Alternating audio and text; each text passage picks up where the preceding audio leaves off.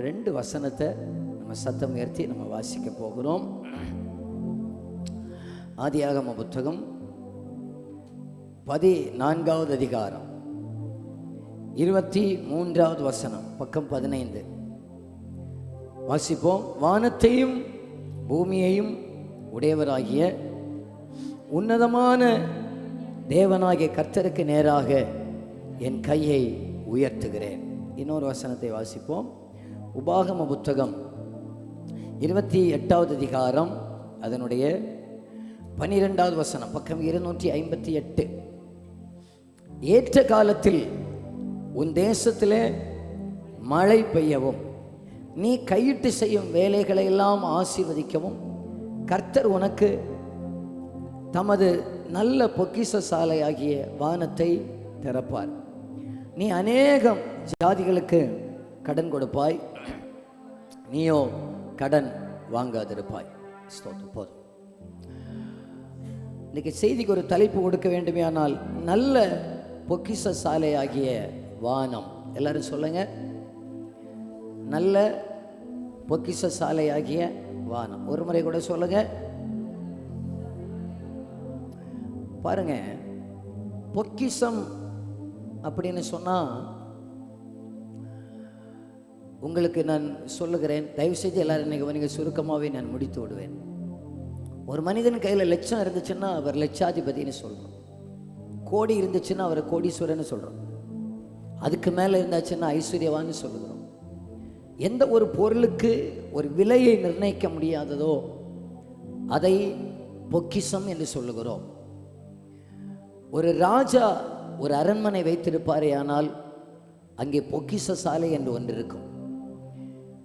நம்முடைய ராஜாதி ராஜா, நம்மை ரட்சித்த தெய்வம், நமக்கு தேவையான ஒரு பொக்கிஷ சாலையை அவர் பரலோகத்தில் வைத்திருக்கிறார். வானத்திலே ஒரு பொக்கிஷ சாலை இருக்கிறது என்று சொன்னால் நம்மால் நம்ப முடியுறதா?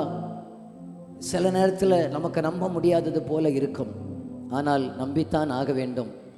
வானத்திலே ஒரு நல்ல ஒரு பொக்கிஷ சாலையை கர்த்தர் நமக்காக வைத்திருக்கிறார்.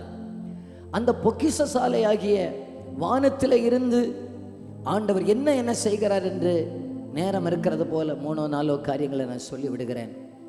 நான் முதலாவது உங்களுக்கு சொல்லுகிறேன், ஒரு தேவ பிள்ளை அறிந்து கொள்ள வேண்டும்.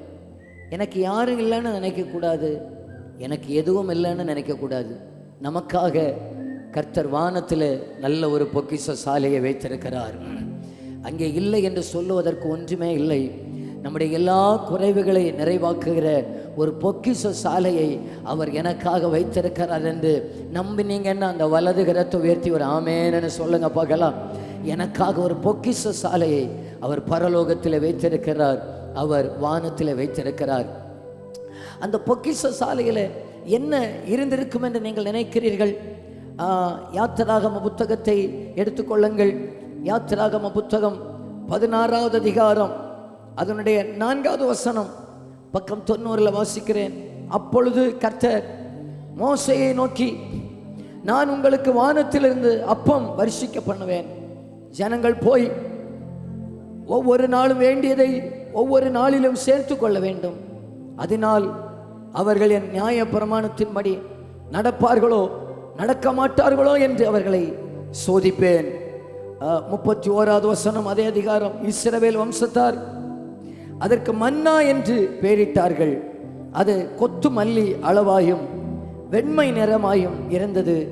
அதன் ருசி தேனிட்ட பணிகாரத்துக்கு ஒப்பாயிருந்தது. இப்போ இஸ்ரவேல் ஜனங்கள் எகிப்து தேசத்திலிருந்து வெளியே வந்துட்டாங்க.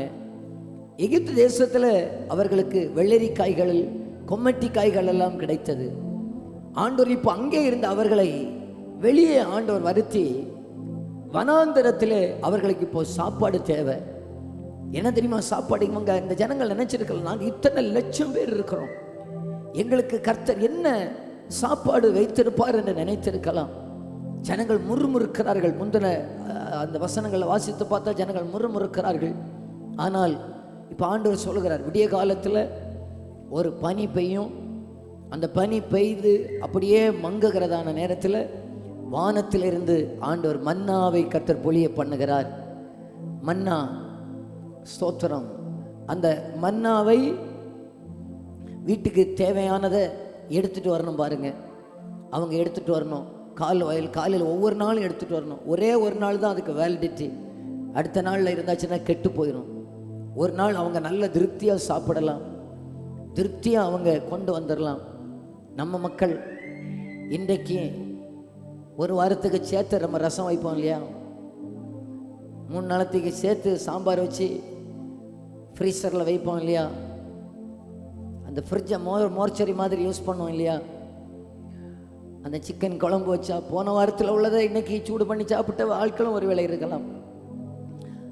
அந்த மாதிரிப்பட்ட நம்முடைய சுபாவம் உள்ள மக்கள் அன்றைக்கும் இருந்திருக்கிறார்கள்.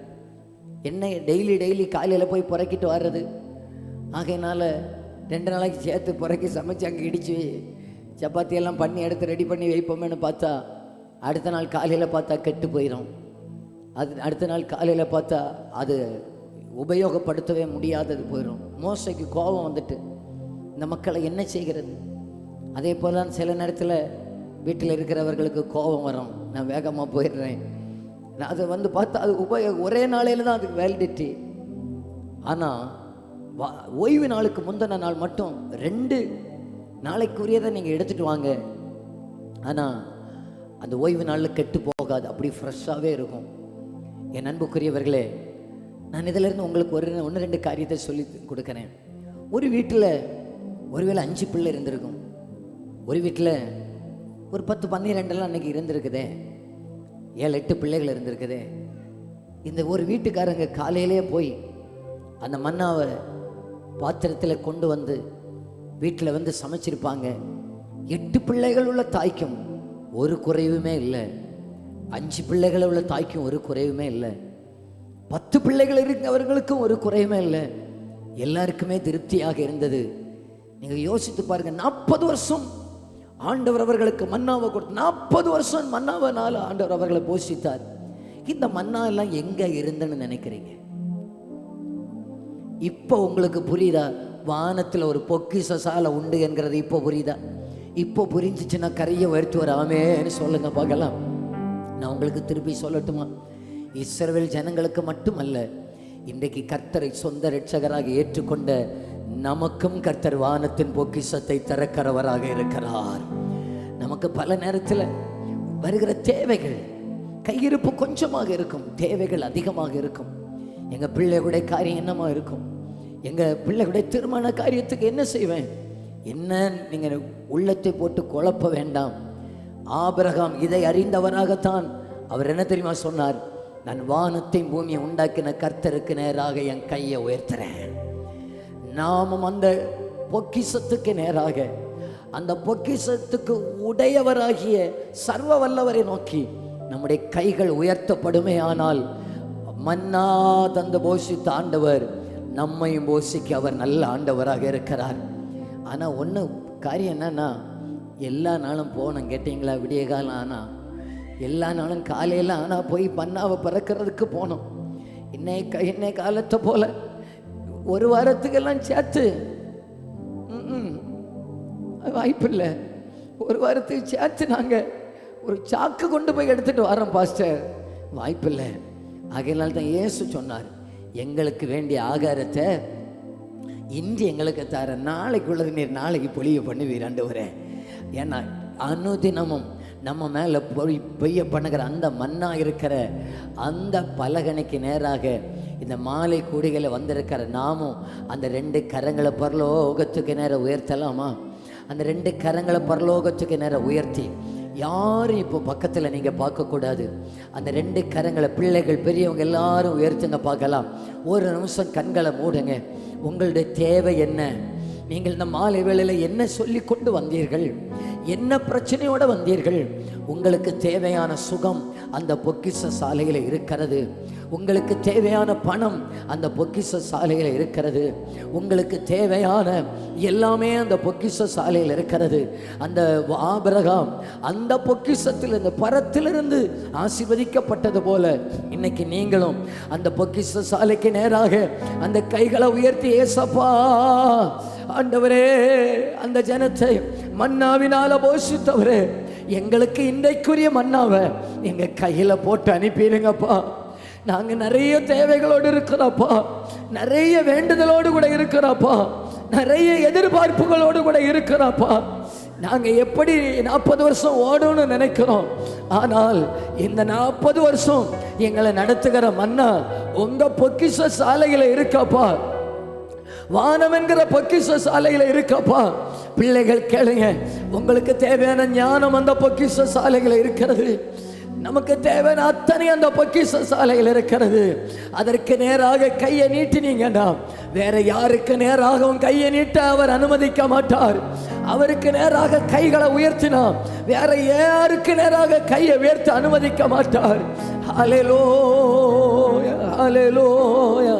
ஆண்டவரே,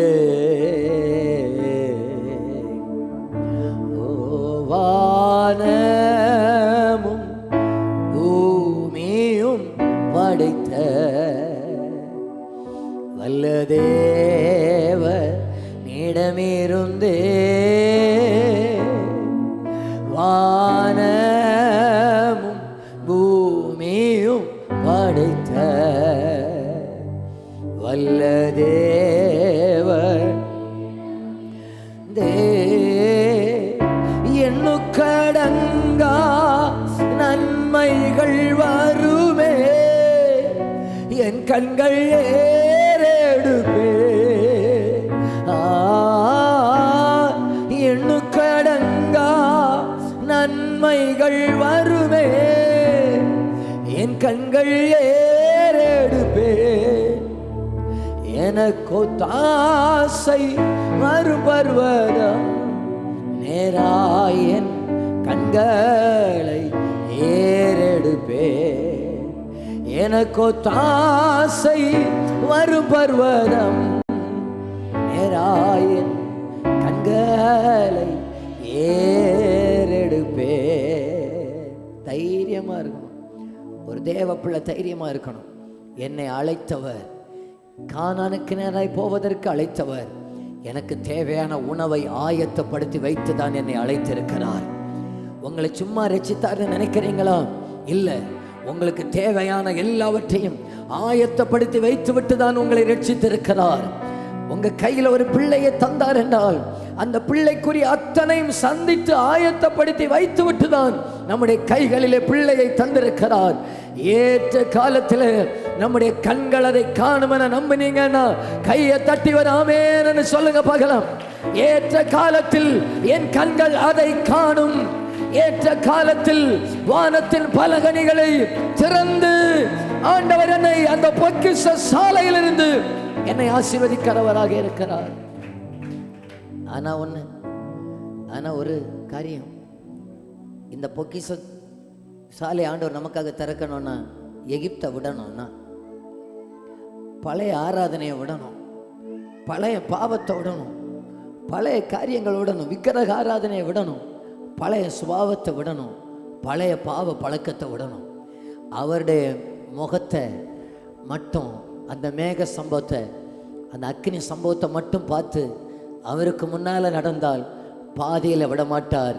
மரணம் வரைக்கும் அவர் நம்மை நடத்துகிறவராக இருக்கிறார்.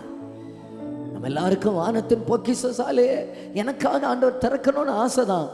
ஆனால் எகிப்தை விடுறதுக்கு முடியலையே. பலருக்கு பழைய ஆராதனை விட முடியல, விக்கிரகத்தை விட முடியல, பழைய நேர்ச்சைகளை விட முடியல, நேரமும் காலமும் பார்த்து கொண்டு நடக்கிறத விட முடியல. தூக்கி தூர போடுங்க. பொக்கிஷ சாலை கர்த்தர் நமக்காக திறக்க போகிறார். பொக்கிஷ சாலை கர்த்தர் நமக்காக திறக்க போகிறார். அல்லேலூயா. நல்ல கையை உயர்த்தி வராமேன்னு சொல்லுங்க பார்க்கலாம். இனி டக்கு டக்கு டக்கு டக்குன்னு 1-2 காரியத்தை சொல்லிடுறேன். வானத்திலிருந்து ஆதியாகமம் 19வது அதிகாரத்தில் சோதோம் கொமோரா பட்டணத்தின் மேல அதே வானத்திலிருந்து கந்தகம் வந்தது. அப்போ வானத்தில் கந்தகமும் வச்சிருந்திருக்கிறாரு. எலியா தீர்க்கதரிசியுடைய காலத்தில் வானத்திலிருந்து அக்கினி வந்தது. அப்போ அந்த பொக்கிஷ சாலையில் அக்கினி வச்சிருந்திருக்கிறாரு. யோசுவா 10ல் வானத்திலிருந்து கல்மழை பெய்தது என்று இருக்கிறது. அங்க மேல கல்லெல்லாம் வச்சிருக்கிறாருங்க. பார்த்து நடந்துக்கிடுங்க. ரொம்ப குறும்பு பண்ண என்ன தேவையோ அதை போடுவார். சிலருக்கு தலையில தீய போடுவார், சிலருக்கு தலையில கந்தகத்தை போடலாம், சிலருக்கு மண்டையில கல்ல போடலாம், சிலருக்காக மன்னாவை போடலாம். எல்லாமே அங்கே இருக்கிறது. அக்கிரமக்காரர்களுக்காக அக்கினியை போட்டார், அக்கிரமக்காரர்களுக்காக கந்தகத்தை போட்டார், அக்கிரமக்காரர்களுக்காக கல்லை போட்டார், நமக்காகவோ மன்னாவை போடுகிறவராக இருக்கிறார். தேவ பிள்ளைகளுக்கு மன்னாவை போடுகிறவராக இருக்கிறார். மல்கியா 3வது அதிகாரத்தில் இருக்கிறது. நீங்கள் தசம பாகங்களை காணிக்கைகளை, அந்த வசனத்தை வாசிங்க பார்க்கலாம். அப்போ வானத்தில் அங்கே ஒரு பண்டகசாலை இருக்கிறது.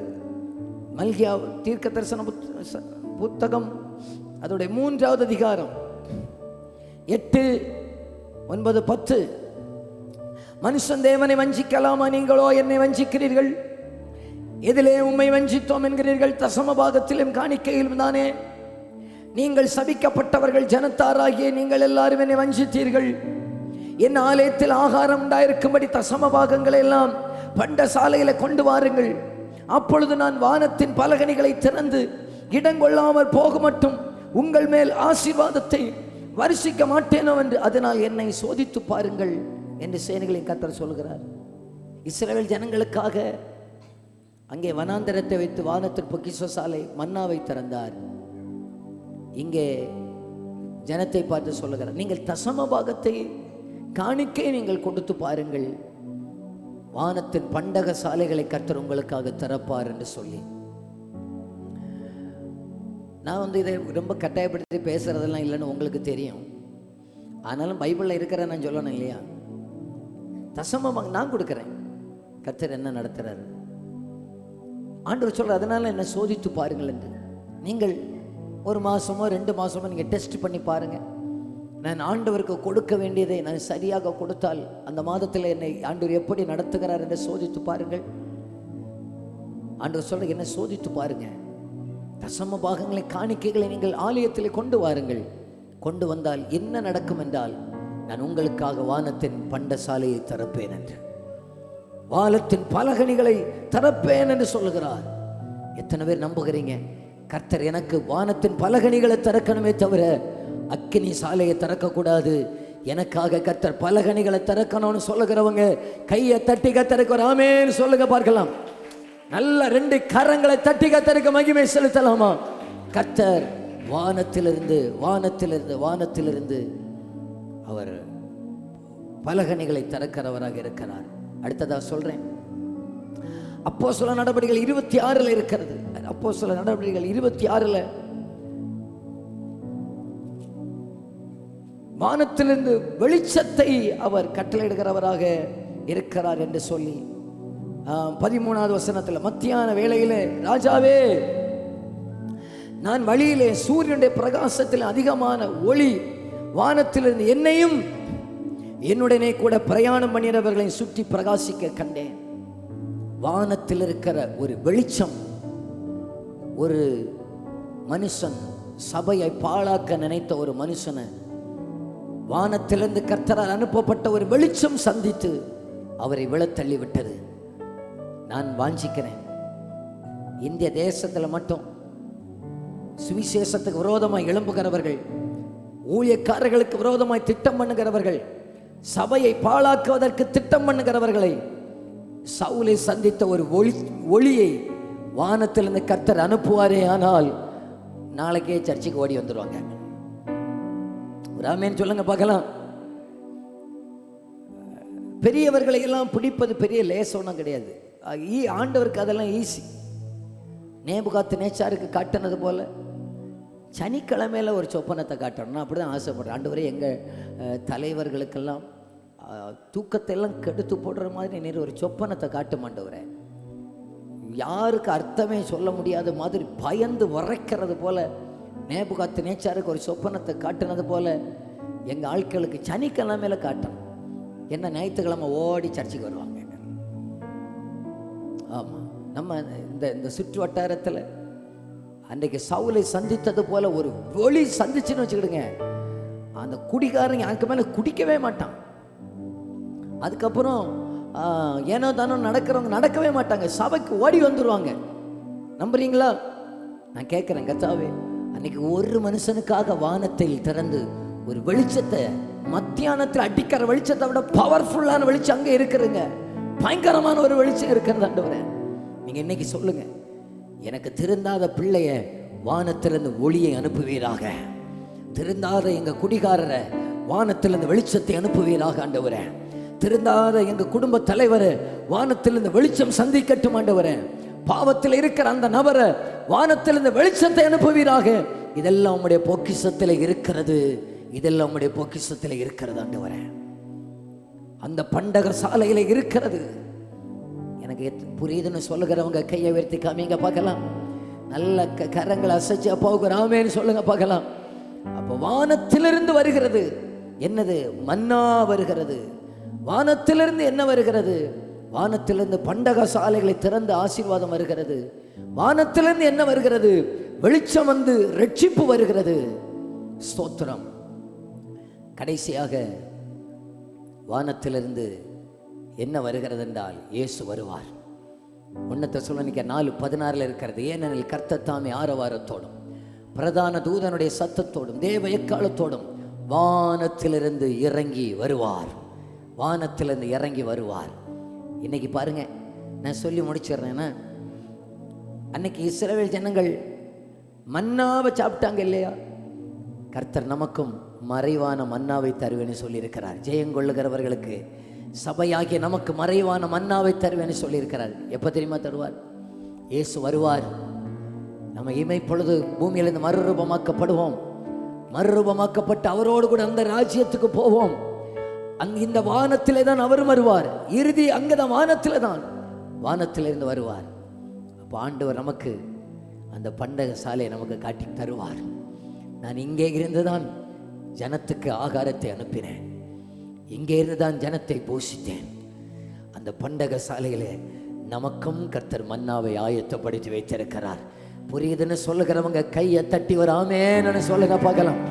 இந்த பூமியில ஜெயம் கொள்ளுகிறவர்களாக இருப்போமே, ஆனால் நமக்கும் கர்த்தர் மறைவான மன்னாவை தருகிறவராக இருக்கிறார். என் அன்புக்குரியவர்களே, நம்ம எல்லாம் எதை தெரியுமா நோக்கி பார்க்கணும்? ஒவ்வொரு நாளும் நம்ம நேற்றுக்கு ஜெபம் பண்ணோம், ஆனால் இன்னைக்கு ஜெபிக்க வேண்டாம்னு நினைச்சிடக்கூடாதுங்க. மன்னா போயிடும். நேற்றுக்குள் வாங்கின கிருபை அல்ல, இன்னைக்கு புதுசு. ஒவ்வொரு நாளும் தேடணும், ஒவ்வொரு நாளும் தேடணும் தெய்வ சமூகத்தில். தெய்வமே, இன்னைக்கு எனக்குரியதை வானத்திலிருந்து தந்துருங்கப்பா, இன்னைக்கு எனக்குரியதை தந்துருங்கப்பா. வானத்திலிருந்து சத்தம் உண்டாயிற்று என்று நம்ம பார்க்கிறோம். வானத்திலிருந்து என்னுடைய ஜெபத்தை கேட்டார்னு சங்கீதக்காரன் சொல்லுகிறார். ஆபிரகாமுக்கு, ஆபிரகாமே பிள்ளையாண்டான் மேல் கை போடாதே என்று சொல்லி வானத்திலிருந்து சத்தம் உண்டாயிற்று. வானத்திலிருந்து கர்த்தர் பேசுவாருங்க. அந்த வானம் அங்கே மேலான இடத்திலிருந்து வருகிற நன்மைகள் அதை வாஞ்சிக்கணும். எனக்கு அங்கேருந்து வரணும், பேசுவாருங்க. நான் ஒவ்வொரு நாளும் பிரசங்கத்துக்கு நான் ஞாயிற்றுக்கிழமை அதிகபட்சமாக ஒரு 40 நிமிஷம் தான் பிரசங்கம் பண்ணுறேன். எத்தனை மணி நேரம் தெரியுமா செலவு பண்ணுவோம்? எத்தனை மணி நேரம் தெரியுமா ஞாயிற்றுக்கிழமை ஆராதனைக்காக செலவு பண்ணுவோம்? என்னன்னா 2 ஆராதனை, காலையிலையும் சாயங்காலம். தூரத்தில் இந்த மக்கள் வர்றவங்க உண்டு. தெய்வ சமூகத்தில் பேசுங்கப்பா, பேசுங்கப்பா. எத்தனை நாள் அப்படியே தூங்காமல் எழும்பி வந்திருக்கிறேன் காலையில் ஆராதனைக்கு. வார்த்தையை தாங்கப்பா, மேலேருந்து வார்த்தையை தந்துடுங்கப்பா. எங்கள் ஜனத்தை வெறுமையாக அனுப்பிடாதீங்கப்பா. வார்த்தை தாங்கப்பா. நீர் வானத்திலிருந்து பேசுகிறவர் ஆண்டவரே, நீர் பேசுகிறவர் ஆண்டவரே, நீர் பேசுகிறவர் ஆண்டவரே. வார்த்தை மனுஷன் அப்பத்தினால் மாத்திரமல்ல, தேவனுடைய வாயிலிருந்து புறப்படுகிற வார்த்தையினால பிழைப்பானுங்க. நான் பார்க்கிறேன், கண்ணால பார்க்கிறேன். சோர்ந்து போய் வருகிறவர்கள் புதிய பலத்தோடு போவாங்க. ஏன்? அது வானத்திலிருந்து வருகிற வார்த்தை. அது கண்ணீரோடு வருகிறவர்கள் களிப்பாக போவாங்க. ஏன்? அது வானத்திலிருந்து வருகிற வார்த்தை, பரத்திலிருந்து வருகிற வார்த்தை. இதெல்லாம் கர்த்தர் நமக்கு வானத்திலே வைத்திருக்கிறார். இதை கண்டுபிடிச்சிட்டாரு ஆபிரகாம். ஆகையினால சொல்றாரு, எனக்கு வேற யார்கிட்டையும் கை அந்த மாட்டேன். சோதோமுடைய ராஜாவை பார்த்து சொல்றாரு, நீங்க போங்க சார், உங்க பொருளும் வேண்டாம், உங்க ஆளும் வேண்டாம், எனக்கு அதை விட ராஜாதி ராஜா ஒருவர் மேல இருக்கிறார். அந்த பரத்துக்கு நேராக என் கைகளை உயர்த்துகிறேன், நான் ஏறெடுக்கிறேன், பரத்துக்கு நேராக நான் கைகளை உயர்த்துகிறேன். எல்லாரும் எழுந்து நிற்போமா? பரத்தில் இருந்து ஜெயம் வரும், பரனென்னை காக்க வல்லோ. பரத்தில் இருந்து ஜெயம் வரும், பரனென்னை காக்க வல்லோ. காக்கும் வல்ல மீட்பர் உண்டனக்கு, உண்டனக்கு, உண்டனக்கு. காக்கும் வல்ல மீட்பர் உண்டனக்கு, காத்திடுவார் என்றுமே என்னை காத்திடுவார். தொல்லை கஷ்டங்கள் சூழ்ந்திடும், துன்பம் துக்கம் வரும், இன்பத்தில் துன்பம் நேரிடும், இருளாய் தோன்றும் எங்கும் சோதனை வரும், சோதனை வரும் வேளையில் சொற்கேட்கும் செவியிலே. மரத்திலிருந்து ஜெயம் வரும், பரன் என்னை. அந்த ரெண்டு கரங்களை உயர்த்துங்க பார்க்கலாம். பரத்தில் இருந்து பரன் என்னை காக்க. ஒரு முறை கூட பரத்தில் இருந்து, பரத்தில் இருந்து ஜெயம் வரும், பரன் என்னை காக்க வல்லோ. காக்கும் வல்ல மீட்பர் உண்டனக்கு, உண்டனக்கு, உண்டனக்கு. காக்கும் வல்ல மீட்பர் உண்டனக்கு, காத்திடுவார் என்று என்னை காத்திடுவார், என்னை காத்திடுவார். எல்லா மனிதர்களும் நம்மை கைவிட்டிருக்கலாம், நேசிக்க வேண்டியவர்கள் மறந்திருக்கலாம், உதவ வேண்டியவர்கள் உதவாமல் போயிருக்கலாம். கர்த்தர் இந்த மாலை வேளையில் நம்மை பார்த்து சொல்கிறார், நான் உங்களுக்காக வானத்தை திறப்பேன்,